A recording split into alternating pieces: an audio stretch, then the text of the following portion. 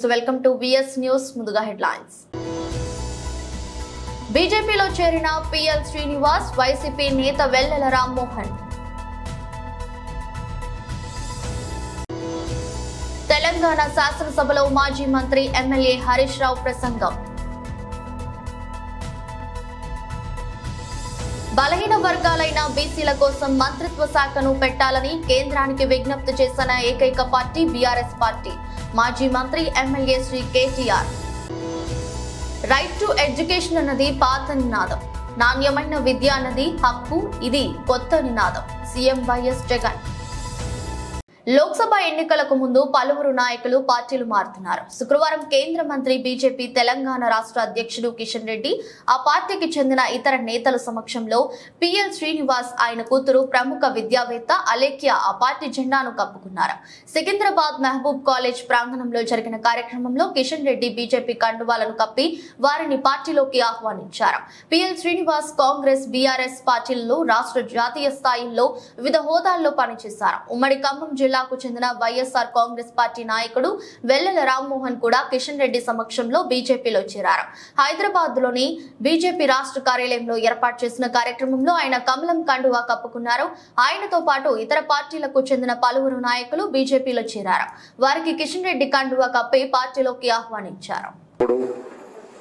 అనేక సంవత్సరాలుగా మన యొక్క జంట నగరాలలో పేదలకు అందుబాటులో ఉంటూ ఒక సామాజిక స్పృహతో పనిచేస్తున్నటువంటి వ్యక్తి వెల్లెల రామ్మోహన్ రావు గారు ఈరోజు భారతీయ జనతా పార్టీలో చేయడం ఏదైతున్నదో, నేను వారికి, వారితో పాటు చేరినటువంటి మాతృమూర్తులకు, సోదరిమణులకు, అదేవిధంగా వారి మిత్రులకు అందరికీ కూడా నేను రాష్ట్ర భారతీయ జనతా పార్టీ తరఫున హృదయపూర్వకమైనటువంటి స్వాగతం పలుకుతా ఉన్నాను. ఎందుకంటే ఈరోజు దేశంలో మరొకసారి నరేంద్ర మోడీ గారి నాయకత్వం అవసరం ఉంది. ఈరోజు భారతీయ జనతా పార్టీ ప్రపంచంలోనే అతిపెద్ద పార్టీ. గతంలో చైనా కమ్యూనిస్ట్ పార్టీ పెద్ద పార్టీగా ఉండేది, కానీ ఈరోజు చైనా లాంటి కమ్యూనిస్ట్ పార్టీ కూడా దాటేసి భారతీయ జనతా పార్టీ అత్యధికమైనటువంటి సభ్యులు కలిగినటువంటి పార్టీ, గిన్నిస్ బుక్ లో రికార్డ్ అయినటువంటి పార్టీ ఈరోజు భారతీయ జనతా పార్టీ. అటువంటి పెద్ద కుటుంబంలో రామ్మోహన్ రావు గారు, వారి మిత్రులందరూ కూడా గతంలో మానసికంగా చేరిన ఈరోజు శారీరకంగా కూడా వారు భారతీయ జనతా పార్టీలో చేరడం అవుతున్నదో చాలా సంతోషం అని చెప్పి నేను ఈ సందర్భంగా వారికి, వారితో పాటు చేరినటువంటి మిత్రులందరికీ కూడా హృదయపూర్వకమైన స్వాగతం పలుకుతా ఉన్నాను. మీకు తెలుసు, నరేంద్ర మోడీ గారి నాయకత్వంలో గత 9.5 సంవత్సరాలుగా దేశంలో అనేక రంగాలలో మార్పులు తీసుకురావడం జరిగింది, సంస్కరణలు తీసుకురావడం జరిగింది, నూతన విధానాలు తీసుకురావడం జరిగింది. దేశాన్ని అభివృద్ధి రంగంలో కొత్త పుంతలు తొక్కిస్తున్న విషయం మీకు అందరూ తెలుసు. అన్ని రంగాలలో దేశాన్ని ముందుకు తీసుకెళ్తున్న విషయం మీకు తెలుసు. దేశ గౌరవాన్ని మన దేశంలోనే కాదు ప్రపంచమంతా కూడా ఇనుమడింప చేస్తున్నటువంటి ఒక అద్భుతమైనటువంటి నాయకత్వము ఈరోజు భారతీయ జనతా పార్టీ నరేంద్ర మోడీ గారి నేతృత్వంలో దేశానికి అందిస్తున్న విషయం మనకు తెలుసు.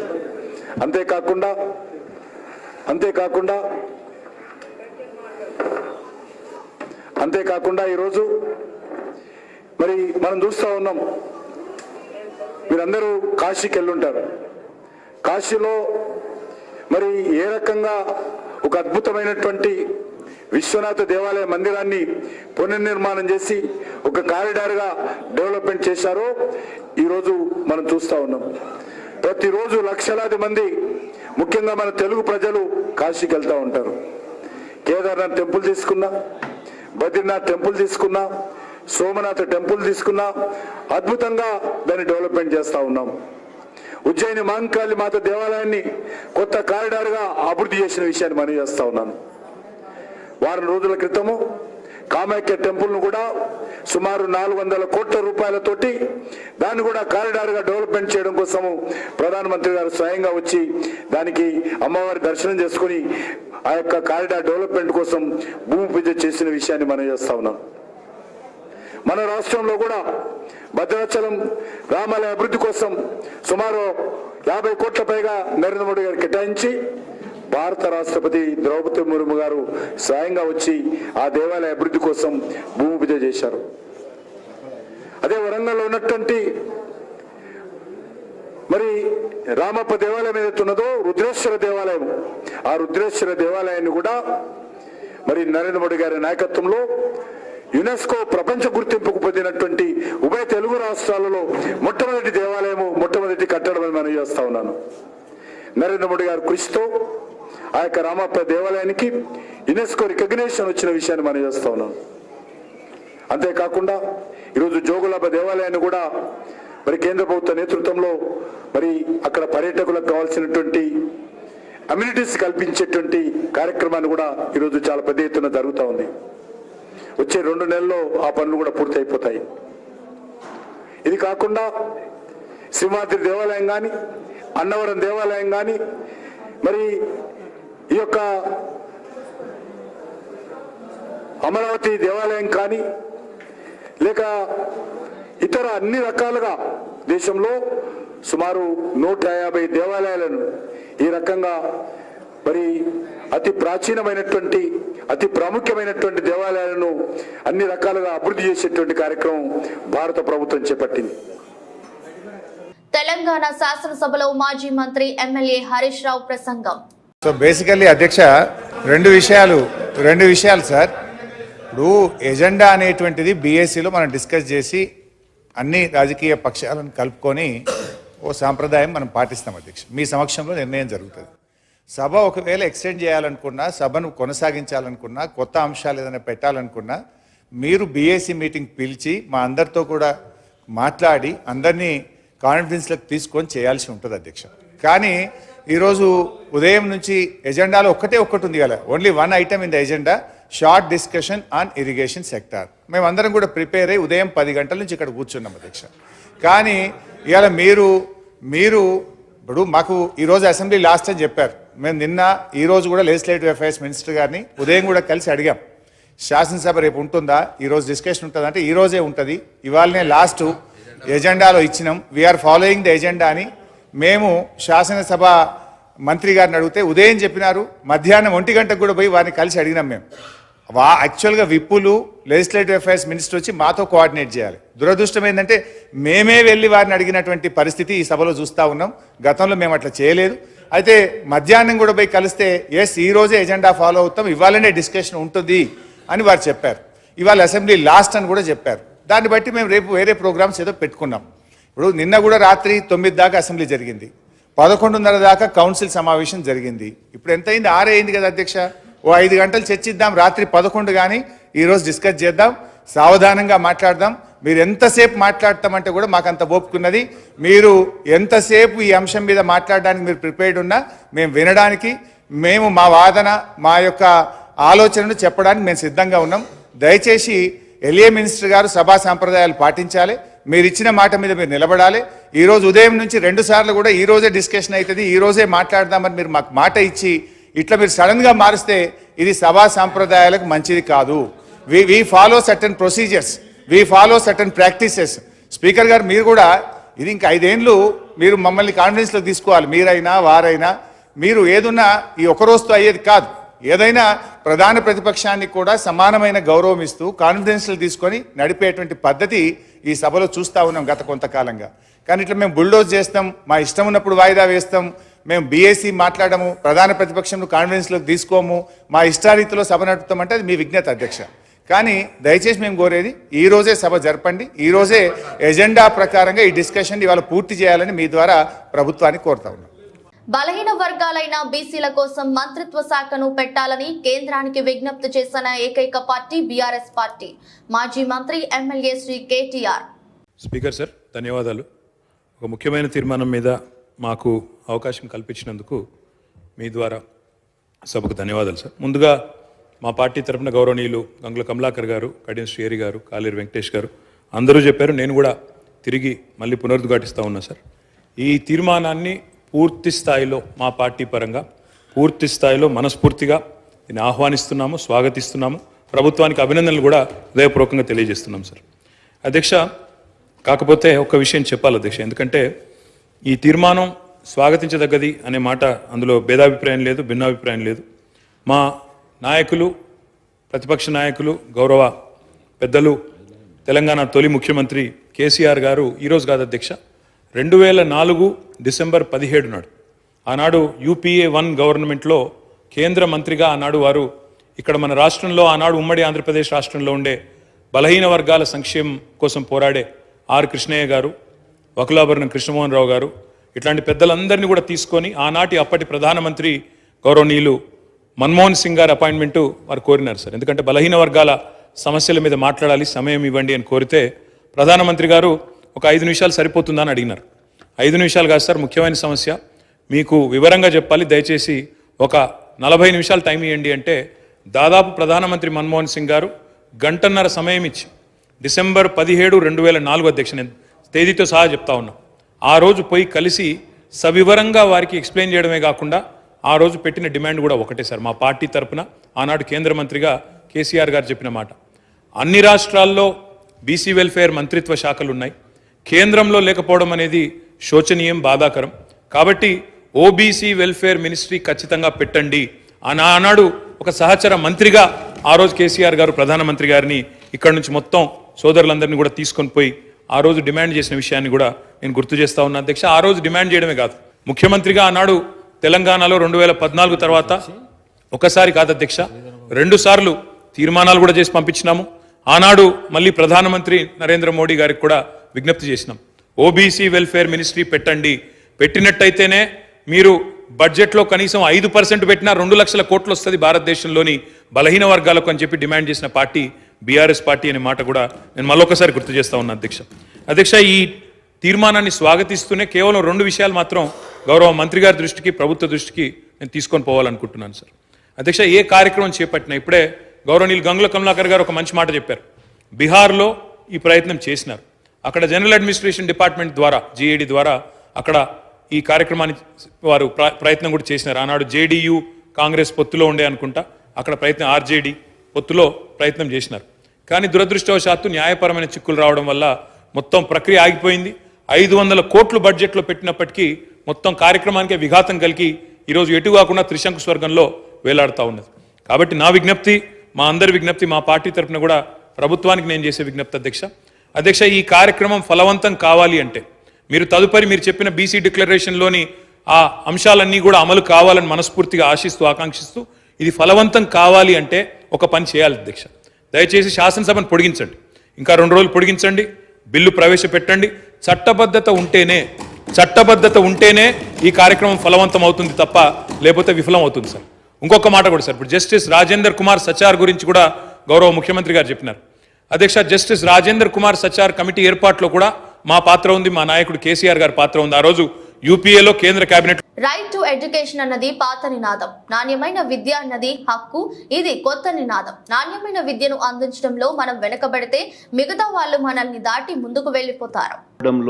వెనకాల ఉంటే మిగతా ప్రపంచమంతా మనల్ని దాటుకొని ముందుకు వెళ్ళిపోతుంది. మనం కంపీట్ చేసేది, ఈరోజు మన పిల్లలు కంపీట్ చేసేది ఇక్కడ చుట్టుపక్కల ఉన్న రాష్ట్రాలు, ఇండియా, ఇది కాదు మన హొరైజన్. మనం కంపీట్ చేసేది ప్రపంచంతో కంపీట్ చేస్తా ఉన్నాం. అది ఎప్పుడూ కూడా మన మనసులో ఉండాలి.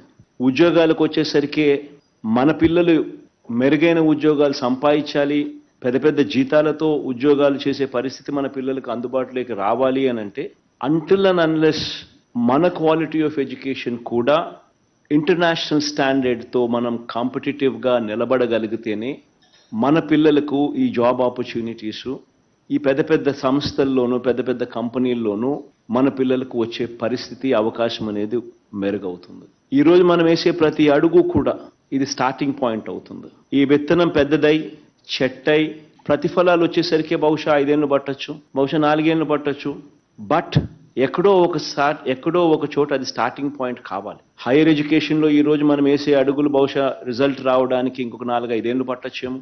బై ద టైం మన పిల్లలు గ్రాడ్యుయేషన్ కోర్స్ పాస్ అయిపోయి సర్టిఫికెట్లు చేతులు పట్టుకొని ఉద్యోగాల కోసం అడుగులు ముందుకేసే సమయానికల్లా మనం వేసిన ప్రతి అడుగు కూడా చిన్న పిల్లల దగ్గర నుంచి, 1వ తరగతి పిల్లల దగ్గర నుంచి, ఆ వయసులో ఉన్న ఆ పిల్లల దగ్గర నుంచి మన ప్రైమరీ ఎడ్యుకేషన్ స్థాయి నుంచి అక్కడి నుంచి పూర్తిగా సమూలంగా మార్చే కార్యక్రమాలు చేస్తా ఉన్నాం. ఇన్వెస్ట్మెంట్ ఇంటూ హ్యూమన్ క్యాపిటల్ అన్నది ఒక ప్రధానమైన అంశంగా మన ప్రభుత్వం భావిస్తూ ఉంది. కాబట్టి ప్రతి అడుగులోనూ కూడా ఆ కమిట్మెంట్, ఆ ప్యాషన్ చూపిస్తా ఉన్నాం. ప్రైమరీ లెవెల్ నుంచి ఎడ్యుకేషన్ ఒకసారి ఏమేం మార్పులు జరుగుతూ ఉన్నాయని ఒకసారి గమనించినట్లయితే, మొట్టమొదటిసారిగా అడుగులు పూర్తి గవర్నమెంట్ స్కూల్ అని ఇంగ్లీష్ మీడియం వైపు అడుగులు వేశాం. భావి ప్రపంచమంతా కూడా పరిగెత్తా ఉంది. గ్లోబల్ సిటిజన్స్ కావాలి అని అంటే మనం మాట్లాడే భాషలో పరివర్తన రావాలి. ఇది ఒక సువర్ణ అధ్యాయంగా నిలిచిపోతుంది. సమస్య వ్యవస్థలోని వ్యక్తులతో కాదు, ఆ వ్యవస్థ పనితీరుతో అని జనసేన అధ్యక్షుడు పవన్ కళ్యాణ్ అన్నారు. అలాంటిది ఆ యువకులకి 5,000 రూపాయలకి వాళ్ళ ఇంట్లోకి దూరిపోయే అవకాశం ఇచ్చే ఏముంది వాళ్ళ దగ్గర? డేటా. ఏం డేటా ఉంది? మీ ఇంట్లో ఎంతమంది ఉంటారు, మీ ఆధార్ కార్డు తెలుసు, ఎంత ఆదాయాలు వస్తాయో తెలుసు, ఎంతమంది పిల్లలు, ఎవరికి పెళ్ళయింది, ఎవరికి పెళ్ళి అవ్వలేదు, ఎక్కడ చదువుతున్నారు, వీళ్ళు పొద్దున్న లేస్తే ఎక్కడికి వెళ్తారు, ఎక్కడికి తిరిగి వస్తారు, వీళ్ళకి ప్రేమలు ఉన్నాయా, భార్యాభర్తల మధ్య గొడవలు ఉన్నాయా, భర్త బయటికి వెళ్తే భార్య ఏం చేస్తుంది, భర్త బయటికి వెళ్తే భర్త ఎక్కడ తిరుగుతాడు. ఈ ఇన్ఫర్మేషన్ అన్నీ చాలా అసలు ఎప్పటికీ లేదు, మైక్రో లెవెల్కి వెళ్ళిపోయింది. ఆ ఇన్ఫర్మేషన్ తీసుకొని వాళ్ళు మేబీ జగన్ కానీ వీళ్ళు స్టార్ట్ చేసినప్పుడు వీళ్ళ ఉద్దేశం వాళ్ళ పార్టీ బలోపేదం కనుకోవచ్చు, కానీ ఇన్ఫర్మేషన్ సెన్సిటివ్ ఇన్ఫర్మేషన్ కదా, ఇది సెన్సిటివ్ ఇన్ఫర్మేషన్ కదా. ఇదంతా ఈ ఇన్ఫర్మేషన్ బేస్ చేసుకుని అది ఎటు వెళ్తుందో ఎట్లా, నేను అందరూ వాలంటీర్స్ గురించి చెప్పట్లేదు, బట్ వాలంటీర్ వ్యవస్థ డేటా ఎక్కడికో వెళ్తుంది. ప్రతి చోట వాలంటీర్ వ్యవస్థను ఏమంటున్నారంటే బాగున్నారా బ్యాచ్ అంటారంట. బాగున్నారా, ప్రభుత్వం మీకేం వ్యతిరేకంగా లేదుగా, అంత బాగానే ఉన్నాయి, పథకాలు ఇస్తున్నాయి కదా అంటే ఏంటుంది అందులో? బెదిరిస్తున్నారు. నువ్వు మీకు ఆల్రెడీ ఇన్ని వ్యవస్థలు ఎందుకు ఉన్నాయి కదా, పంచాయతీ రాజ్ వ్యవస్థ ఉంది, రెవెన్యూ వ్యవస్థ ఉంది, కలెక్టర్లు ఉన్నారు, సబ్ కలెక్టర్ ఉన్నారు, జాయింట్ కలెక్టర్స్ ఉన్నారు, ఎంఆర్ఓలు ఉన్నారు. ఇంతమంది ఉండి కూడా మళ్ళీ ఇంకొక సమాంతర వ్యవస్థ దేనికి? దేనికి అంటే టు కంట్రోల్ పీపుల్. కనీసం వైసీపీ ఎమ్మెల్యేల కంట్రోల్ ఉంటే వాళ్ళ నియోజకవర్గం నేను చాలా సంతోషిస్తాను. ఒక డేటా తప్పు జరిగితే ఎంఆర్ఓ తప్పు చేస్తే నేను వాళ్ళ పై అధికారి రిపోర్ట్ చేయొచ్చు. 10 మంది 5,000 రూపాయలు తీసుకునే వాళ్ళలో కొద్ది మంది కనుక తప్పు చేస్తే నేను ఎవరికి చెప్పుకోను? నేను ఒక తండ్రిని, నాకు 2 ఆడపిల్లలు ఉన్నారు, నేను ఒక గ్రామంలో ఉన్నాను. ఈ వాలంటీర్లో ఒక 2-3 తప్పు చేస్తే నేను ఎవరికి చెప్పుకోను? వాళ్ళు ఏమంటారు? వాళ్ళు ప్రభుత్వ ఉద్యోగులు కాదంటావు. మరి ప్రభుత్వ ఉద్యోగులు కానప్పుడు నువ్వు ఇంత డేటా నన్ను ఎందుకు అడిగిస్తున్నావు? మరి ఇచ్చేస్తున్నాను వాళ్ళకి. నీకు అవసరమైనప్పుడు ప్రభుత్వ ఉద్యోగులు డేటా కావాలి, అవసరం లేనప్పుడు మటుకు వాళ్ళు మాకు చేతులు దులిపేసుకుంటారు. నేను చెప్పింది మీరు డేటాబేస్ కలెక్ట్ చేయండి. మీ వాలంటీర్లు డేటాబేస్ కలెక్ట్ చేయటం వల్ల ఆ డేటా ఎక్కడో హైదరాబాద్లో ఉన్న ఒక కంపెనీకి వెళ్ళిపోయి ఆ కంపెనీ నుంచి లీక్ అది ఎటు వెళ్ళిపోయింది. అదే చెప్పాను తప్ప ఏ రోజు కూడా వాలంటీర్ వ్యవస్థ సంపూర్ణంగా వాళ్ళు చేశారని నేను ఎప్పుడు అనలేదు. వాలంటీర్ల మీద నాకు గౌరవం ఉంది, కానీ కొద్దిమంది వాలంటీర్లు చేసిన తప్పులకి వాలంటీర్ వ్యవస్థ మొత్తం చెడ్డ పేరు తీసుకొచ్చిందని చెప్పాను తప్ప వాలంటీర్ వ్యవస్థ ఏ రోజు కూడా మొత్తానికి చేసిన నేను ఏ రోజు చెప్పలేదు. ముఖ్యంగా వాలంటీర్స్గా పనిచేస్తున్న యువతకు ప్రత్యేకించి తెలియజేస్తాను, మీ భవిష్యత్తుకు కూడా మేమందరం అండగా నిలబడి ఉంటామని తెలియజేసుకుంటున్నాం. ఈ ఉద్దేశంలో ఈ క్రమంలో జగన్ గారు ఒక నిజమైతే చెప్పారు, 33,000 మంది ఆడపిల్లలు ఆంధ్రప్రదేశ్ నుంచి అదృశ్యమైతే ఆయనైతే చెప్పారు. దేశీయ స్టాక్ మార్కెట్లు ఈ వారాన్ని లాభాలతో ముగించాయి. మార్కెట్లు వరుసగా 4వ రోజు లాభాలను మూటగట్టుకున్నాయి. అంతర్జాతీయ మార్కెట్ల సానుకూల సంకేతాలతో మన మార్కెట్ కలకలలాడాయి. ఈ రోజు ట్రేడింగ్ ముగిసే సమయానికి సెన్సెక్స్ 376 పాయింట్లు లాభపడి 72,427కి చేరుకుంది. నిఫ్టీ 130 పాయింట్లు పుంజుకొని 22,041కి పెరిగింది. అమెరికా డాలర్ తో పోలిస్తే మన కరెన్సీ మారకం విలువ 82.04గా ఉంది. BSE Sensex top gainers Wipro 4.79%, Mahindra and Mahindra 3.96%, L&T 2.68%, Tata motors 2.02%, Maruti 1.93%. Top losers power grid corporation -2.36%, state bank of India -0.90%, Reliance -0.70%, NTPC -0.59%, axis bank -0.31%. Guntur Karam cinema Mahesh Babu స్థాయి సినిమా కాదని ప్రముఖ సినీ రచయిత పరుచూరి గోపాలకృష్ణ పేర్కొన్నారు. రిలీజ్ అయిన సినిమాలపై తన యూట్యూబ్ ఛానల్లో విశ్లేషణ చేస్తూ ఆకట్టుకునే ఆయన తాజాగా గుంటూరు కారం సినిమాపై రివ్యూ ఇచ్చారు. ఆ వీడియోలో ఆయన మాట్లాడుతూ ఎవరిని విమర్శించాలని కాదు కానీ ఆ సినిమా మహేష్ బాబు స్థాయి సినిమా కాదని తేల్చి చెప్పారు. 350కి పైగా సినిమాలకు పనిచేసిన తనకు గుంటూరు కారం సినిమా కథనం కాస్తంత గందరగోళంగా అనిపించిందని పేర్కొన్నారు. ప్రేక్షకులు ఎలా అర్థం చేసుకున్నారో తనకు తెలియదని అన్నారు. అయితే రెండోసారి చూస్తే కొంత స్పష్టత వస్తుందేమోనని అభిప్రాయపడ్డారు. దర్శకుడు త్రివిక్రమ్ శ్రీనివాస్ స్క్రీన్ ప్లేతో ఆడుకున్నారని 200 కోట్లతో సినిమా తీసినప్పుడు కనీసం 300 కోట్లు అయినా వస్తే తప్ప లాభం ఉండదని ఇండస్ట్రీలో చెబుతుంటారని పేర్కొన్నారు. 2021లో మొదలుపెట్టిన ఈ సినిమా 2024లో విడుదలైందని ఈ గ్యాప్ లో కథలోనో కథనంలోనో చిత్ర బృందం మధ్య తేడాలు వచ్చి ఉండొచ్చని అభిప్రాయపడ్డారు. త్రివిక్రమ్ మంచి టైటిల్స్ పెడతాడని ఆయన సినిమాలన్నిటిలోకి ఇది కొంచెం తేడాగా అనిపించిందని పరుచూరి పేర్కొన్నారు. సంబంధిత డాక్యుమెంట్స్ హీరో సంతకం పెడతాడా లేదా అనే పాయింట్ కు కంపోజ్డ్ సీన్స్ రాసుకున్నారని, శారదా బాలకృష్ణ వాణిశ్రీ చిరంజీవి కాంబినేషన్ లోనే రమ్యకృష్ణ మహేష్ బాబు కాంబో ఉంటుందని ఊహించుకున్నానని, కానీ ఇది తల్లి కొడుకుల కథ అని పేర్కొన్నారు. అమ్మను దైవంలా కలుస్తాడు తప్పితే టీస్ చేయలేదని, ఇబ్బంది పెట్టలేదని, ఈ సినిమా విషయంలో జరిగిన పొరపాటు ఇదేనని వివరించారు. అద్భుతంగా కథను రాసే త్రివిక్రమ్ ఇది సరిపోతుందని అనుకున్నారేమోనని గోపాలకృష్ణ పేర్కొన్నారు. గంజాయి విక్రయిస్తున్న 6 మంది ముఠాను పాలమనేరు పోలీసులు అరెస్ట్ చేశారు. పాలమనేరు పోలీస్ స్టేషన్ లో ఏర్పాటు చేసిన విలేకరుల సమావేశంలో సీఐ చంద్రశేఖర్ వివరాలు వెల్లడించారు. గాంధీనగర్ బస్ స్టాప్ వద్ద గంజాయి విక్రయిస్తున్నారన్న సమాచారంతో రెవెన్యూ అధికారులతో కలిసి దాడి చేసి 6 మందిని అరెస్ట్ చేసి వారి వద్ద నుండి 2 ఆటోలు 3 కేజీల గంజాయి స్వాధీనం చేసుకున్నట్లు తెలిపారు.